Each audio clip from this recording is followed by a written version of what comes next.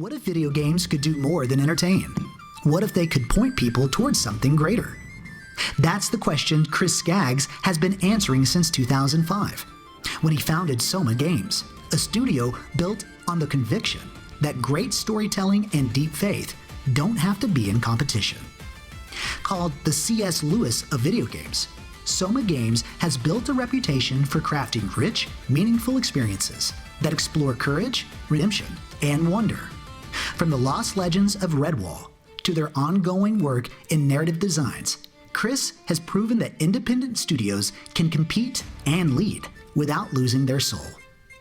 An Intel Black Belt recipient and sought-after voice at conferences like GDC and CGDC, Chris doesn't just make games. He mentors the next generation of creative professionals to integrate faith, integrity, and craft into everything they build. Through Soma Soulworks, that mission goes even deeper, investing in artists and entrepreneurs who want to tell stories that bring light into dark places. He's a developer, a mentor, a craftsman with a calling. Please welcome to the Nerd Culture Ministry Summit, Chris Skaggs.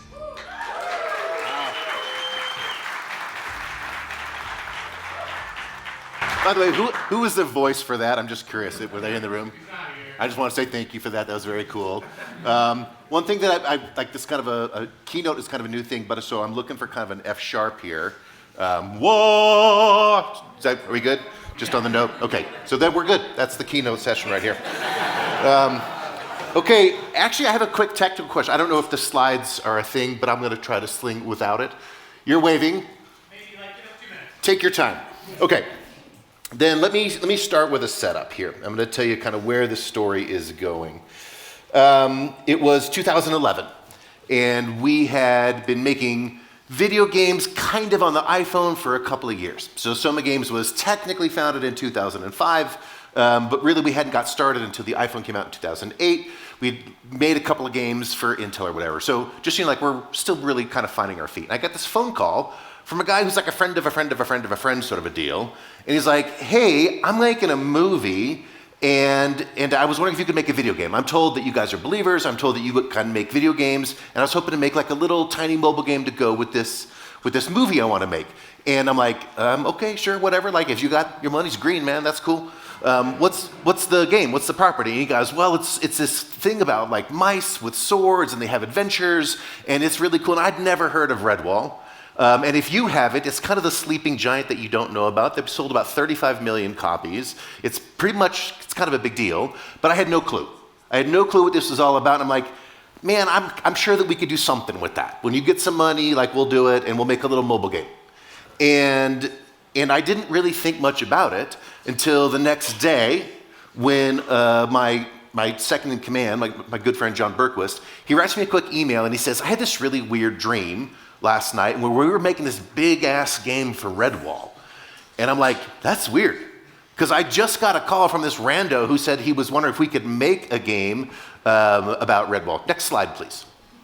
And the truth of the matter was, like, I had no idea what it was. Like, that's kind of a weird little thing. And then in about an hour later, it comes up on the news that the author of Redwall, Brian Jakes, had just died. So quite literally, as Brian was passing, God rest his soul, my friend was having a dream about this big Redwall game. The day after, this guy had said, let's see if we can make this thing. And all connected to this was this awareness of, oh wow, like we're not in normal country. Now this is not Kansas anymore. Something is happening in the spirit that I need to pay attention to, that I need to understand, and the truth of the matter is I don't.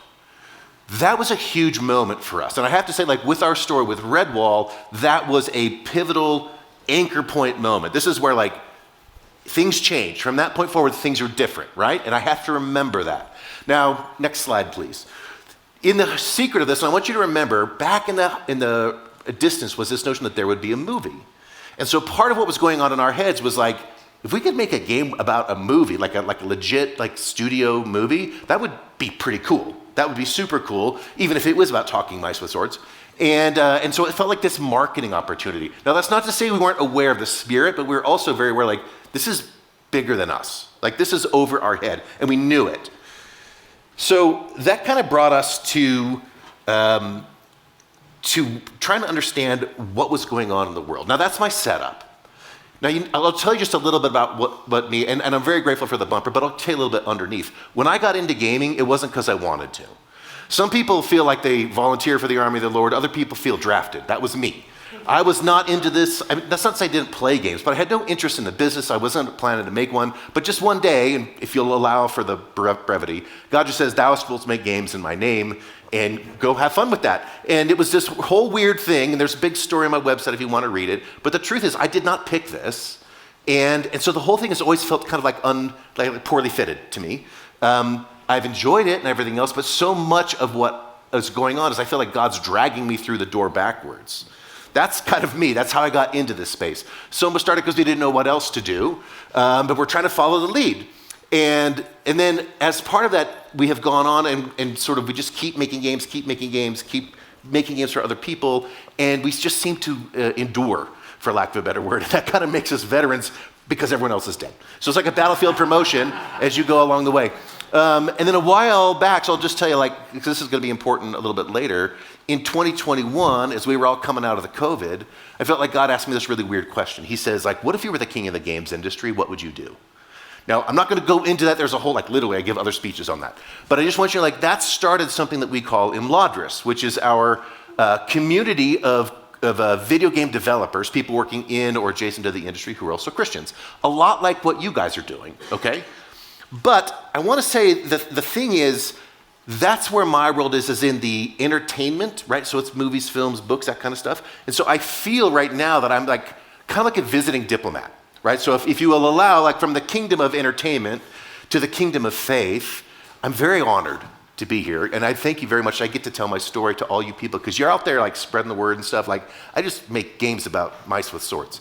So I feel actually very grateful for that. Thank you. But that's really who I am and how I'm coming. Okay, back to the story, because it's not about me. After we got the deal going on with Redwall, there was a whole story about how that contract got signed, and it was this enormous deal. It's with Penguin Random House, and so there's big people at the table. And next slide, please. I get this, next slide, please. And I get this letter from a guy who's in Afghanistan, because we have now posted our first blog post. Oh my gosh, we got this cool thing. And I get this letter from the guy who writes on 4 pages in handwritten pencil on the back of his paper. He's a soldier out in the sand, and he's telling me about how much Redwall changed his life, about how much these books made him who he was, saved his life, turned him into a person of faith and into a person of strength. And he's going on and on and on and on. And by the way, I'm so glad that you guys are Christians and you're going to handle it well. You're going to understand all the deeper meanings inside the story. You're not going to blow it up. I'm so glad. Thank you, thank you, thank you. By the way, don't f it up. And I'm like, oh, I see. So previous to that point, what I had heard was, on the market side, this was a big deal. I could see that, a lot of books sold. Now I'm this is a big deal in the community, in the world, in people's hearts and minds and their souls. And I think what that did for me is it really helped me understand that there was a mission here that was bigger than just making a game. And the truth is it gave us a lot of sobriety. We're okay. Remember, this is all set up for God made this thing happen. The guy died to give us the license. There was so much spirit, prophecy, things going on around this that we're starting to feel kind of a lot of pressure. And I think that becomes a really important part, because as we moved into pre-production, there was a period of time from about 2011 when he passed to about 2015 when, you can imagine, he died literally 3 days before our contract was supposed to be signed. And so there's a lot of dust in the air. We don't know what's going to happen here. So it just took a while for that whole thing to sort it out. But in the meantime, we started pre-production. And we just started getting busy about making things, about doing art, doing what was going to come next. And we started engaging with the fan base, right? So it's a blog post here, and this is really before Discord was much of a thing. And we started to gather some people around us. We started to have a couple talks, and we were having a great time. One of the things that we learned in that moment was that Redwall, in a lot of people's minds, was so influential and meaningful in their hearts that if they were like those super fans who if that guy's hat is brown, but in the book it's green, you're busted, right? It's that kind of fan base, but they're not jerks about it. They're not Star Wars trolls who are you should have pushed a 7. It wasn't that. They they wanted so much for this to come to life, and they were super helpful. So they were engaging us, they were talking to us, they were really, like, they were rooting for us, and that was so wonderful, and we were having a great time. So we're just throwing ideas out there. Now, at this point, there's really no funding, so it's just kind of like a slow burn in the back burner, but we're having a lot of fun, and we're making a lot of friends. But then, next slide, Pete, please, the storm came. And so here's what happened is we already knew that there was movement going on towards a movie. Well, what had happened in the meantime is the guy who actually called us in the first place had actually lost the deal. But because of a quirk in our license, his deal fell apart, but ours just kind of moved upstream into playing a Random House. So we still had a license, but there was no movie, but we knew they wanted one. So that's the condition what happens. And then what happens is, next slide please, there is a change of guard at Penguin Random House. And they get a new lawyer. And this girl is coming in because her job is to bust your chops. Her job is to get the best possible deal that she can. And so she starts like peppering us with all these questions and all this weird stuff. It's like, how did you get this deal? I can't believe you're on. Who the hell is Soma Games? Like, how did this tiny little shop in Newburgh, Oregon get this big old IP? And I'm like, I don't know, man. I'm just here, right? I have no idea how any of this happened. But all of a sudden, it's like this 800-pound gorilla is like looming over you. And on top of that, there's other big studios who have caught wind that they want a movie, like big studios that you would hear of. And they're advocating for this, and they don't want this stupid little game studio messed up in the license. And so they start throwing a lot of shade our way. And so it becomes this notion of like, how did you get this license? How did you deserve it? And they're like picking every little thing out of our contract, anything they can find to get us out. In fact, at one point we heard after the fact that the movie studio was like, we will pay you like gazillions of dollars, Penguin Random House, if you can get this stupid little Christian video game company out of the mix. And I don't care how you have to do it, just get it done. And that was the threat, right? So this comes to us and says like, you really shouldn't have this license, and we're going to take it from you whether you like it or not. And the notion here isn't even that we had done anything wrong or anything else. It's just like, we will just spend you into oblivion because we have 1,800 lawyers on retainer all the time, and you don't. And so this is the threat that we hear going on in our story. In the middle of that, like, we're freaking out, as you can imagine. Now, it's not as if we're like invested millions of dollars in this, but we have hung a lot of our hopes on it. And we have got a lot of people who are really rooting for us. We have made a lot of friends. Like, the ball is rolling here, and we see this start, like, we're going to lose it all. And then on the side, we have this little side chat that says, by the way, we could make this easy for you. We'll give you any other property that Penguin Random House owns, any other one, free license, no money, no nothing. We'll just give it to you. Just get out of this thing. Just walk away. And we're like, I don't know what to do. And then I had a dream. Go ahead, next slide, please. This is a true story. This is, frankly, how I do business. By the way, I think that he's getting stoned in this picture, but I think it's a cool painting. But anyways, so in this dream, and this is in the midst of like great turmoil. Like, I'm barely sleeping. You know, you're like eating Tums for breakfast. It's this kind of thing. And all of a sudden, there's this dream in which I'm in my car. I'm in my little Jeep. And somehow, all of the studios, this is about 8 other people. They're all in the back seat, whatever, because dreams. And we're driving towards my mom's house. And in this dream, all of a sudden, there's the Concorde, like 2 big Concorde jets. They rush into each other, and they slam into each other, and they bust apart into flames. Now, here's what also happened in the dream. One of the Concorde planes was actually like a plane, and so like it gets a little bit wounded, there's some smoke, but it keeps going. The other plane turns out to be made of balsa wood, and so all of a sudden it just disintegrates, and there's like flaming debris and like all of this like, but wood chips are falling all around us, there's all this business going on, and we're just cruising along, but in the moment, like we just cruise through it, and nothing happens, and we arrive home. And when I woke up, long story short, I felt like God was really clear, just saying like, it's gonna be okay. Like, let the giants fight with each other, you're gonna be fine. And so the next day we tell Penguin Random House, we're like, we're not going anywhere. Like, I know that's terrifying, but we think that we have a good deal. We think that we should keep it. And within 2 or 3 days, the big movie studio that was supposed to like push us out of the thing, they blew up, they imploded, they lost a bunch of other contracts, including this one. And it had nothing to do with us. All we had to do was wait. And again, we hear the news back from PRH, and they're like, these guys, like, they've walked away from the table, like, I guess we're up back okay. And again, this was a moment where I'm thinking, this somehow is bigger than us, and I don't know what's happening.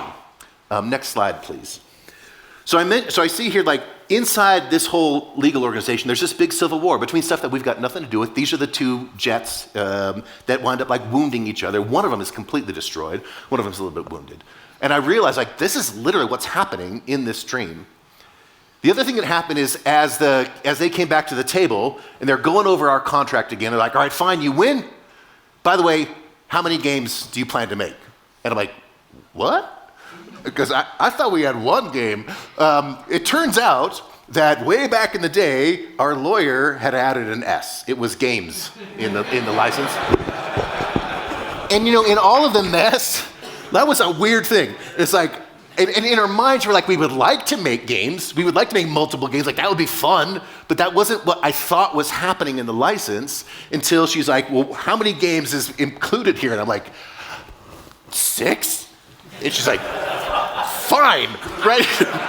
And I'm like, I can't believe that. So all of a sudden, what had become like a total disaster awaiting to happen had suddenly become a multiplier. It was like loaves and fishes, man. It was like all of a sudden, like there was this opportunity to do something that was so much cooler. And that was a huge lesson again, like God was in this thing. Now, next slide. Remember, now all of this came around the idea of a movie because we imagined the movie to be the coattails that we were going to ride on. We've always been thinking, like, this is what's going to happen. We're going to make a game, and there's going to make a movie, and we're going to have, like, millions of dollars of free advertising. So this is always in our mind. So anyways, at that point, next slide, please, we just get busy because now it's real. Now it looks like it's settled, and so we just start chopping. And that meant that we went to a Praxis Business Accelerator. We got some investors. We had some people behind us. And pretty soon we've gone from a team of like 4 to a team of about 50 at one point, and we're making like 3 games in parallel. And we're having a lot of fun, but kind of the wheels are coming off. So like I'll happy to tell you about some reflections on pre-production, or I should say on the production studio. But we really had a lot of fun doing that. And it was so great to see all the ideas come across and all of the iteration and all of the brainstorming and all of the writing. One of the funnest things in my life was being able to write the script for that first Scout episode and then hearing voice actors bring it to life. Like, it was bananas to see that. And it just brought the whole thing to life. So much great art, so much great music. I met so many people. It was like a circus, but it was a fun circus. And I think that I look back when that was about 5 or 6 years that we were in solid production for different games. And it just seems like it didn't know quite where to stop. Next slide, please. In the end, we wound up making 4 games. The Scout, which was kind of a 3D adventure game on console and Steam. We made The Lost Legends of Redwall, which is a narrative fiction game. We made the Feast and Friends, which is a cozy cooking game. And we made Escape the Gloomer in association with Scott Adams, which is kind of an old school narrative adventure. And it was a gas. It was so much fun. And we stretched ourselves in ways that sort of like in the morning, like I should not have stretched myself that way. But it was really something to behold. I could tell a lot of stories about production, because there's years and years worth of story in there. But what I can say is it felt all along that even though we were feeling like it was busy, it was late, there was stress, there was all this kind of stuff, it felt all along that God was in that with us. And we always were looking back to the stories of like how we got here, about the dream that John had to get the license at all, the dream that I had to stay in the fight when we had to lose. Like, we knew all of the little providential pieces that were bringing it together. And I got to tell you, ladies and gentlemen, if you have those stories, those providential pieces, do not ever forget them. Like, frickin' write them on an Etsy poster in calligraphy that's 8 feet wide and stick it on your wall. Do not forget those things, because those are the calls. Those are the calls that you cannot forget, and they will get you through the dark times. We're talking about Exodus, right? Like, it seems like the moment you're done crossing the Red Sea, all we hear is, oh, they forgot, or they forgot, or they forgot, or they forgot. And God's like, don't forget, don't forget, don't forget. Like, don't forget all of the great miraculous stuff that happened, but they do. Like, it is our way to forget these things. It is our way to lose track of the picture because we keep imagining it's going to happen tomorrow. We keep imagining that the promised land is like next door, and it almost never is. Like, even if it is next door, you're going to take 40 years to get there. So, like, keep those moments of providence. You have to keep them. What did I just say? Keep them. Okay. Like, this is actually really important, and that's probably one of the first lessons. I want to say, like, from a lessons learned. Next slide, please. That's actually one of the things, like, you have to keep those lessons. And I didn't put this up here, but that's probably the biggest thing, is if we had not kept track of God's providence, we would have lost the scent, we would have got scared, we would have run the other way. We would have expected that, well, God's plan, if it's God's plan, it's easy, right? We should be skating, man. But it's not that way at all. It's never that, well, maybe sometimes, I don't know, I've never seen it. But I think it's almost never that way. So I will tell you, like, some things that we learned through production is, like, you really, really got to stay humble. And that means that comes across in so many different ways. But I want to say something, especially about the notion of onward. Humility doesn't mean, like, I'm a worm, I can't do anything, I'm not good enough. That's not humility, that's just stupid. What that is that you've given into the way that the enemy sees you. That's given into the way that the world wants to see you. And that's not humility. That's false humility. Humility has to be the idea is like, what did God call me to do? So like when you're Joseph and you're humble, that means that you speak the truth to the king.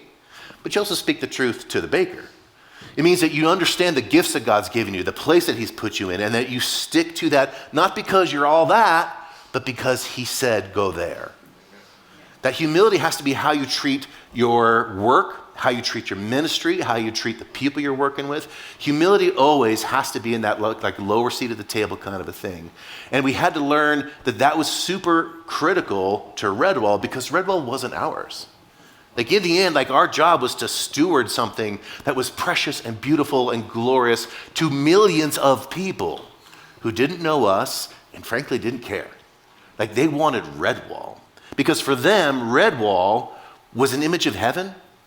Redwall for them was a place of abundance in the midst of tragedy. It was a place of life and fun and music when there's rats pounding at the doors.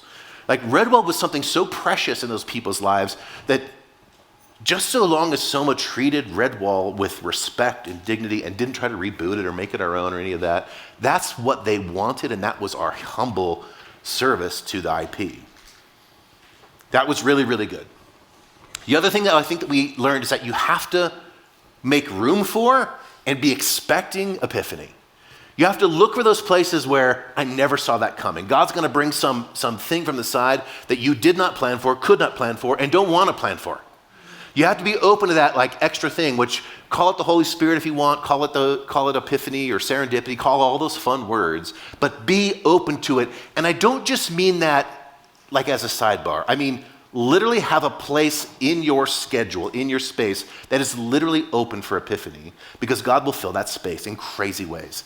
So for us as an example, in some weird day, I think I'll write a song. I've never written a song. I have no idea how that works, but I was sort of inspired to write a song for the game.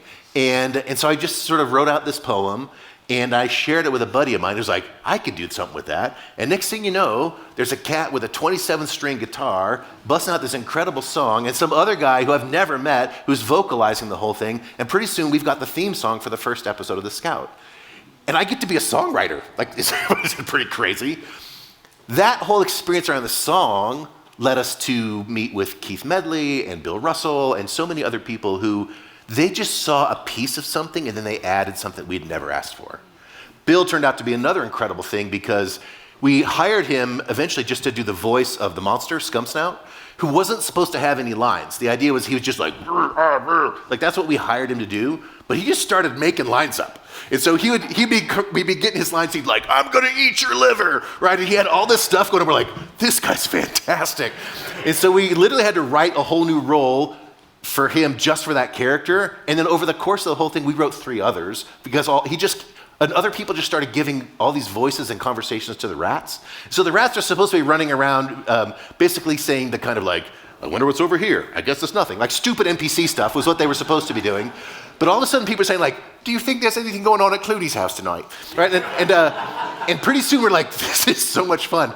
And we wrote about instead of 0 dialogue for the rats, we went to about a third of the dialogue is actually rats.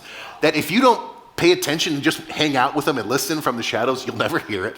But they have relationships, they have friendships. There's one guy in love with a girl and she's like making fun of him. Like, there's so much fun stuff that you would never get to see if it wasn't for all the characters and the actors. And we had to be open to that epiphany. I think the other thing that and this is probably where we need to do a better job, is you have to stay focused. And I will say, like, the challenge, especially with focus that is so difficult, often is money. So in our case, the notion was, it's that the temptation is to go do other jobs, is to take paying work, because in the meantime, like, funding is always hard in anything.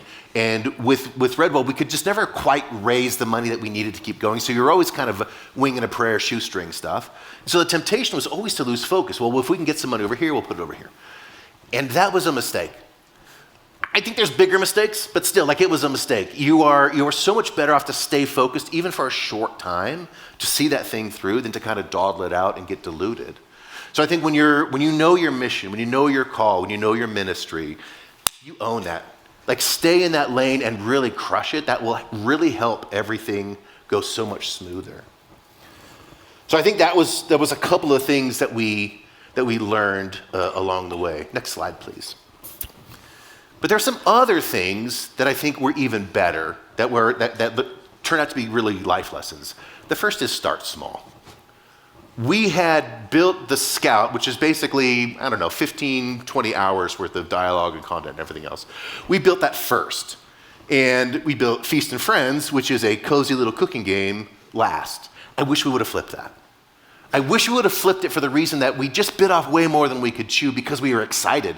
And I will tell you, like, I don't know if this happens in your space, but certainly in every game developer, like, the moment they get out of college or high school or whatever else, they're like, I'm going to make Mass Effect. Like, they imagine that they're going to make the best, hugest, monstrous game, and and they think, oh my gosh. And now in the ministry, or rather, I should say in the Christian perspective, you add to that, and God told me to make Mass Effect. So, like, now you have all this weird stuff where there's, like, all this pressure to do the biggest possible frickin' thing, and it's a disaster. It is almost always a disaster. Start small, learn that thing that you're really good. Start your flywheel, get the stuff moving. What you're talking about, fundraising, Jamie, or all that kind of stuff, like, start in that space that you know that you can deliver, that you know you can build your audience, that you know that you've got your system and your flywheel. Like, get small and let size come when it comes. This is sort of the equivalent of taking the lowest seat at the table. Like, take the lowest job in the space. Do the little thing and get good at it. And presume, maybe I should say, like, have faith, that someone who's good at their skills will serve before kings. Like, let it come. Let the Lord bless you in that space. And that's what I wish that we had done with regard to our work. We should have started small. I mean, literally, we have this ridiculous God-given license for 6 stupid games that we were literally never even able to take advantage of. So we had all the time in the world. We weren't in any hurry. But that led to the second thing, is like, we were in a hurry. And we kept thinking, like, we got to get it out there. We got to start making some money. We got to start making some people. Like, we're going to break through and get the Oscar of gaming. We should have never rushed. We should not have rushed the game. We should not have rushed our team. We should not have rushed our market. That was just a mistake. And again, it's a stupid rookie mistake. Like, I don't think we were in sin or anything, but in wisdom, we should have done that just differently. And probably in this space, there's all about, like, have you found your audience? We would talk about, have you found the fun? Like, that becomes a really critical aspect of any game, is no matter what you think it looks like on paper, until it's fun, then you're not there yet. So that would have been a huge thing. It's like, don't rush what you're doing. Allow God to feed into that. Allow God to reward your work. And sometimes that's going to be a while. Sometimes the pieces that have to come into your life, the pieces that have to come into your sphere of influence, those are just going to take time. Because remember, if you imagine that everyone in here is under the influence of God to a greater or lesser degree, I want you to think about all the people to a lesser degree. They're slow to the table. And if God's like, I need you to work with him, but you're like, I got other things, then for you to wait for him is actually the wise thing. Because he's off doing Zelda, man. Now, you'll get there. You'll get there. But you have to wait for that thing to happen. Like, give it time, give God time, give your other brothers and sisters the time, and that will pay off so much more. Last thing is, in this slide anyways, is to count the cost. It's remarkable, I think, in my space, how many projects start with really very little planning. Because it just seems like, this is a cool idea, we'll figure it out as we go. That happens all the time. And it doesn't matter if that's like a one-person shop or if it's like a 5,000-person shop. Like, it is a temptation to just like, get it out there, we're gonna have so much fun. And that is a overbalance on what needs to happen.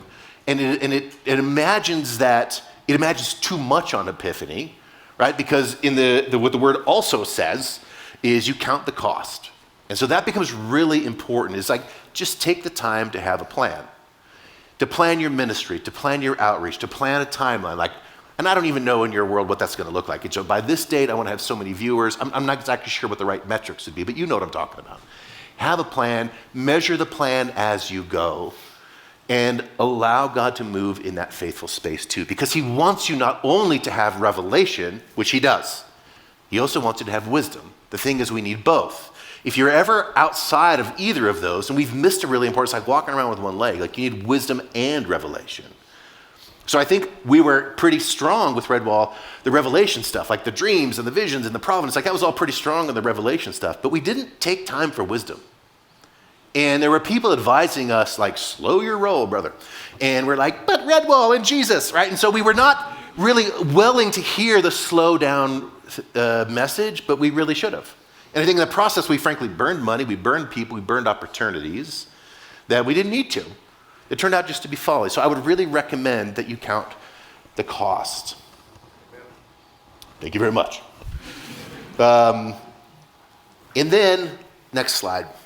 I think the biggest thing that I've learned, if you don't know Redwall, it's actually a lot like this place. It's actually pretty remarkable. Like, this castle is like Redwall Abbey. So it's a big castle. It's an abbey that all the good woodlander creatures like to come inside and have lunch. And at the same time, all the bad vermin creatures always want to take it over and turn it into a fortress.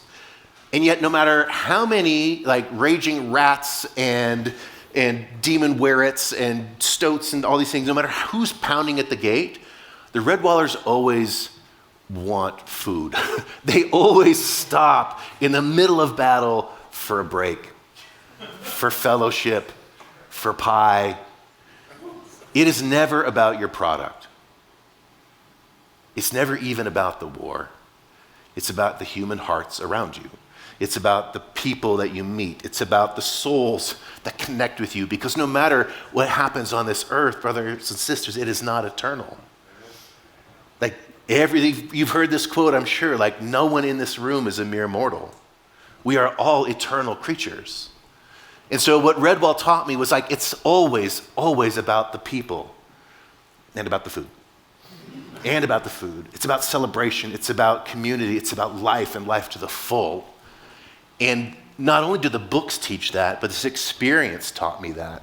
Is you have to see how often, I think once you're on a mission, it's easy to see the people around you as a resource. It's easy, like, what can this guy help me with? How can that woman, promote my brand? How can I get more viewers or whatever? Like, we all become sort of problem solvers.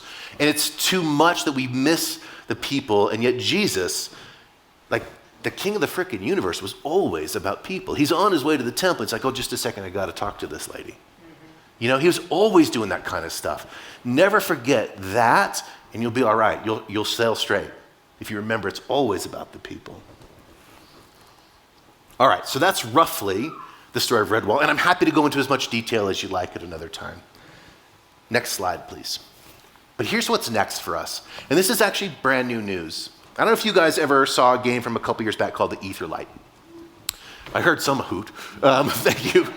The Etherlight was a fantastic steampunk MMO game made by an outfit down in New Zealand. It probably launched, I want to say, as like 2017-ish, somewhere in there. And it was a beautiful, well done, excellent example of a Christian group making a faith-adjacent property. So in Etherlight, you run around and basically it's the gospel told, but in an allegory. Really well done game, kind of tween age base. And they spent about 8 million New Zealand dollars on it. So what's that? Probably about 4 or 5 American, and something like that.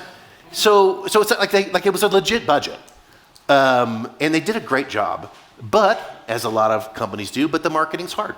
And talking with no shade thrown, they would say, like, we also spent more money on product when we should have spent more money on marketing. But whatever. The point is they ran out of money back around 2018, and then the thing was gone. And I will just say, like, that is a tragedy for all of us because it is a really excellent example. However, as of just a couple of weeks ago, they have donated that entire property to our nonprofit. Like, everything, lock, stock, and barrel, man. Thank you very much. Thank you. Now, I don't know, it's maybe not the same as Redwall, but it's the same as Redwall. Because of the lessons I just told you about, like what I learned through Redwall, which is to say, like, this is a stewardship opportunity for us. And to be clear, this wasn't donated to my private company, Soma Games. This was donated to our nonprofit, Imladris. So this is a community property of our nonprofit. And it is a stewardship opportunity that I'm so glad that I learned that frickin' lesson. And to be completely honest, I had not thought this through until I was making this slide deck. That the analogs, the parallels between how this thing has come together and what is before us right now actually echoes so much of what is going on with Redwall. There was the Providence, there was the dreams, there was the fascination of like what's gonna happen next. There's the existing community that loves this frickin' property like you wouldn't believe. And there's always the opportunity for us to screw it up. Lord willing, we won't, but now we had to learn some things, and I think that there's exciting stories to be told here. That's what's next, I think, on my plate, and I want to do it well. I want that thing for Christ to be there and says like, well done, but not good and faithful servant. That's always weird for me, but if he says, well done, yo, that would feel better. Well done, dog. You killed it. That would be great. So, okay, now all of that is a story about making a video game. Blah, blah, blah, who cares? I want to say like, but what does it have to do with you? What does it have to do with you? NCMS. Like I said earlier, I feel as if I am a diplomat from another sphere. I feel like I'm coming to this place from a different world. And I want to ask a question. So from the sphere of entertainment to the sphere of faith, what can we do to help you? And I mean this really honestly. Because Imladris started with the question, we're like, I don't want to go out there and just start saying I know what's going on. I want to ask the question, what can we do for the world? So I want to ask, what can the community of Christian game developers, because I'm the king of all of them, I think Alex would agree. What can we do for you? What can we do? And I want you to tell me, and I want you to write me and send blog posts or whatever it is. Like, show me what you need. But I'm going to ask back is like, what can you do for me? What can the kingdom of faith do for the kingdom of entertainment?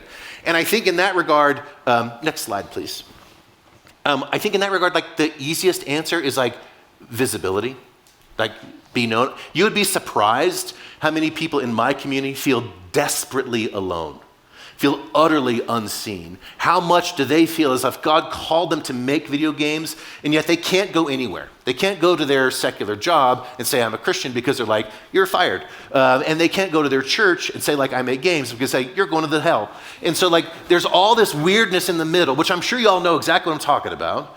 But for the folks in my industry, on top of that, they just feel very, very isolated and alone. None of their work is ever seen or appreciated. And so just the notion, I remember it was actually Jamie who crashed my party one day.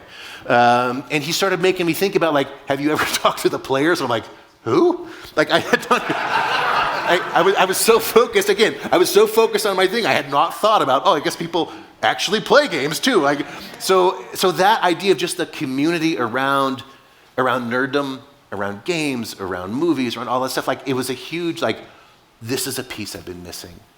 So like, we would just love to know you. We would love to reach out. We would love to build relationships with you, either individually, as studios, as a community. That would actually mean the world to us. Now let me ask a different question. We are kings and queens of two different spheres under the High King, right? So what do we do together? What do we offer the world? How can we together help the world? Next slide, please. What does the world need from you and from us today? And I really want you to focus on the today thing, because it's not a generic question. It's not a like, in the multitude of possible worlds, what's out there? What does the world need today? And also, what are we offering? Are we giving the world what they actually need, or are we only giving them what we think we want to give them? I hope it's not the second. I hope that we aren't so myopic in the way we imagine this is how it gets done. This is how it's always been done. This is how we do the thing because someone else did the thing. I hope we never get in that spot where we're so closed off that we're not listening to the call of their hearts. And I'm talking here about the lost. I'm talking here about this world that is suffering and that has always been suffering and that Jesus has always been reaching out to them. Are we giving them what they're asking for? Next slide, please. Right now is a different part in history than it has ever been before. And I don't mean that as some kind of hyperbole, because every point in history is different. So what's happening right now? When you hear about Gen Z and Gen Alpha, you hear about the way that they interact with stories. You hear about the way that they're like desperate for authenticity, and yet Be Real like fell apart in about 8 months. Like they're desperate to know the truth, and they don't know where to find it, and you have it. That is something that is a remarkable opportunity. It is a responsibility. It is a stewardship for you because you hold the words of life. What does the world need from you now isn't only the words of life, but it's also how you speak the words of life. Knowing that you are here right now and what is unique about this moment will change everything. Next slide, please. If you remember Aragorn had different parts in his story, and I'm so glad you opened with Lord of the Rings because that's like all about me. Aragorn starts his story where he's like, you can barely see him with his hood, he's got a pipe, he's hanging out in the Prancing Pony, and you don't even know who he is. He's not even going by his real name. And I want to be clear, like, that wasn't a failure, that was appropriate for the moment. That was what was required in that moment. That was the plan. Now, I don't think you see this in the movie as much, where he's like, oh, I'm so angsty. But in the book, he's like, no, this is the right thing because I know exactly what I'm doing right now. And for a while, it's to hide. For a while, it's to stay like under the radar. But there comes a point where it's time to fight. And he looks Sauron in the eye, and he's like, come get some. Right? Come at me, bro, and I'll show you where I'm going to be. I'm going to be right in front of your black gate, and we're going to throw hands. That was right for that moment, and he knew it. And you know what changed? It wasn't him. It was the circumstances around him. All of a sudden, what was important in that moment was that Frodo and Sam were behind enemy lines, and we needed to get the armies off their backs. That was important for the moment. And then later on, we see him. He is now crowned the Prince of Glory. And he says, like, no one bows to the hobbits because he's humble. He's a man of peace. That also was the right time, the right place. So, where are you? Where are we right now? As we said for this conference, like, the theme is onward. Onward from where? Onward to where? These are critical questions. And I really want you to think about it. The risk is to kind of think about it. The risk is to say like, well, I thought about that last week and I don't know, I got bored, right? I had other things because now I know what I already thought my plan was. I already thought I knew. But let me tell you something. Next slide, please. There are things that we can offer the world that the world cannot offer itself.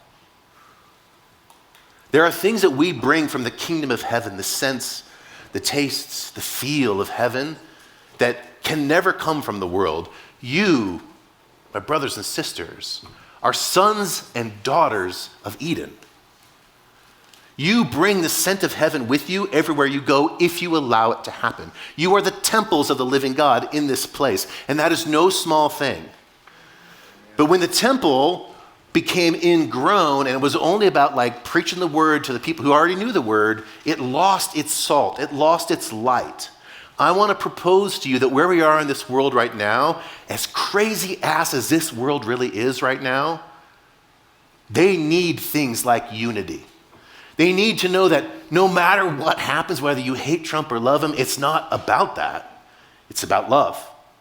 It doesn't matter if it's about overseas or in season. It doesn't matter if it's about Tucker Carlson and Megyn Kelly. It doesn't matter if it's about all of these other things that want to pull your eye to politics. It's not about that. It's about love. And that where we can show the world what's different is unity in a world that is dominated by polarization and division. And I mean that really clearly, like look at the people around you and refuse to be divided. We are family.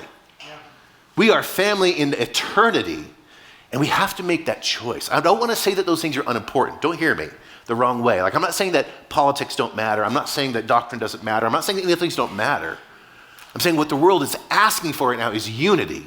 And we can give it to them.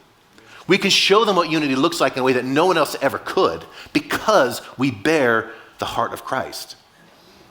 Let me tell you another thing that can happen is like we are in a post-Christian world. Now, what other people are calling this is the Age of Re-Enchantment. So it used to be that we were, think about when C.S. Lewis was talking, like he was all concerned about the atheists, right? There was so much like this rise of Western secularism. That's done. Like if you don't know, if you haven't been watching the demographics, where we are now is like people are talking about aliens again.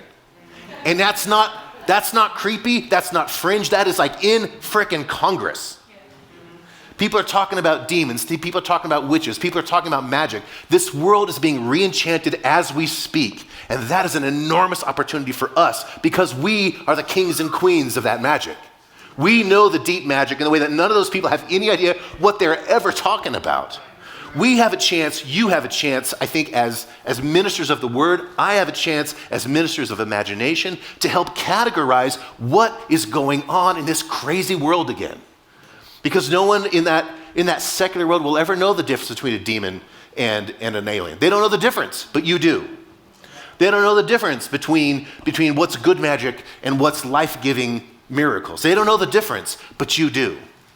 We can give them wonder in an age that is dull beyond repair, based on evolution and the idea like nothing matters, but you can tell them the truth. You are ministers of that truth in a way that no one else is. You know, let me tell you another thing. For all of the availability of mental health services, for all of the pills, for all of the counselors, we are at a desperately low level of hope in our country. And I think probably the world, I just don't know the statistics. It's things like suicide, it's things like disability, it's things like I can't get out of bed because I'm so depressed and anxious. We are desperately longing for hope in this world. You have hope. You can show hope to the world. And what the world doesn't need to see, I think, is a whole lot of like Christians talking amongst themselves about Christian things. They need to say like, I have hope. Yeah. Come on in and get a sandwich. Right? Come on in away from that world and come in and see what life looks like.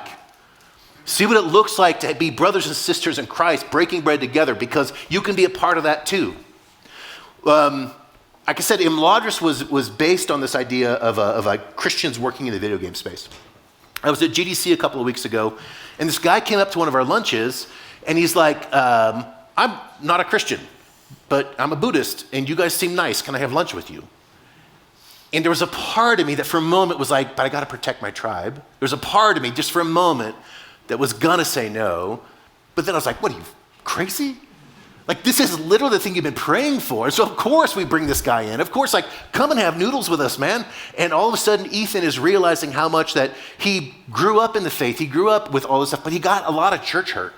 Somewhere in his story, and I don't know the story, he got wounded. And it wasn't that he hated Jesus, it's that he hated, maybe that's the wrong word, he feared believers.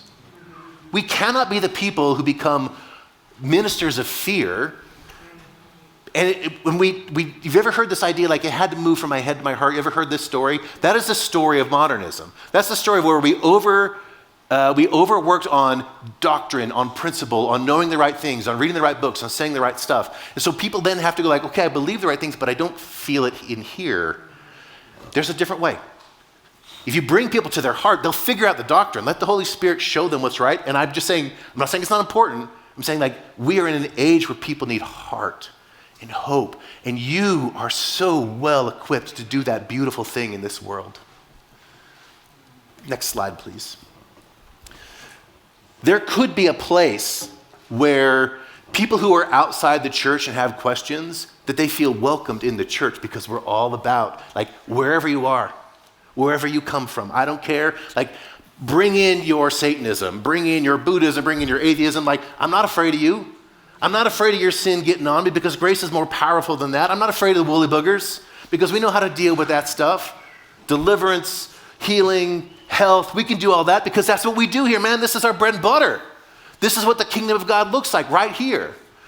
There's a place where people who are nerds don't get characterized unfairly or fairly as isolated, as anxious, as all alone. There could be a place where this is like a community built around a shared passion, and not just us, but like the world says, like, let's have fun together. Let's have life and joy and fun together. Wouldn't that be fantastic? And wouldn't it be interesting if we had a world in which nerddom wasn't imagined and stereotyped as being primarily isolated, but in fact it was understood as primarily social and communal and beautiful together, like the kingdom of God? Right. Wouldn't that be a different world? I told you a minute ago that you are the sons and daughters of Eden. You need to know this. You need to get that into your soul and never let it go. But let me also remind you, don't you know that you're going to judge the angels? Don't you know that you're going to judge the world? This is not a little thing. 2 Corinthians, when I first read that in a way that I heard it, I was like, I did not know that. No one ever told me that. Oh my gosh, like, what do you mean I'm going to judge the world? What do you mean the saints are going to judge the angels? That's bananas. It's right there.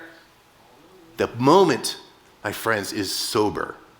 The opportunity is immense. But I know that you're up to it.